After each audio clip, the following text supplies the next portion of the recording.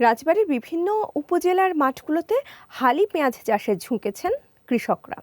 এবছর এরই মধ্যে জেলায় 20 থেকে 30 ভাগ পেঁয়াজের লক্ষ্যমাত্রা অর্জিত হয়েছে। তবে উৎপাদন খরচ বেড়ে যাওয়ায় পেঁয়াজের ন্যায্য দামের নিশ্চয়তা চান চাষিরা।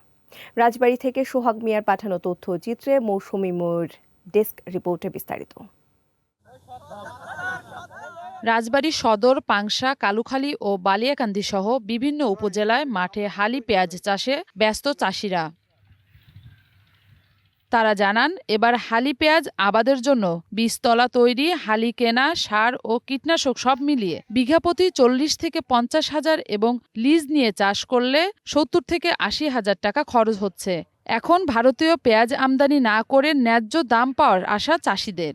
আমরা সার সময় মতো সার সংকটন, বাজারে যা দিয়ে সার মেলে না, কৃষকের দিক তো আসলে আমাদের কেউ তাকাচ্ছে না। পাখিতে আপনার 8-10 হাজার টাকা সার লেগে যায়, সেই হিসাবে আপনার পেঁয়াজের দাম তো আমরা সঠিক মূল্য পাই না, কিন্তু খরচ তো অনেক বেশি।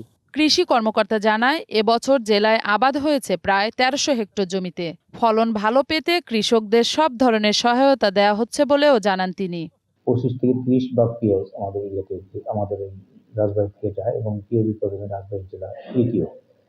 আমাদের কৃষকদের বীজ নিয়ে কোনো সমস্যা হয়নি, বীজ তোলায় কোনো সমস্যা হয়নি। আমরা পরামর্শ দিয়ে যাচ্ছি, কৃষকের পাশে রয়েছে। আমরা কৃষকদের পাশে আছি, বিশেষ করে কৃষক যাতে সার সহজে পায়, বিভিন্ন উপকরণ সহজে পায়, এই ব্যাপারে আমরা সচেতন রয়েছি।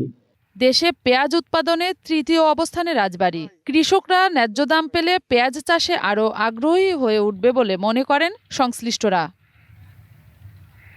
মৌসুমী মৌ, গ্রিন নিউজ ডেস্ক।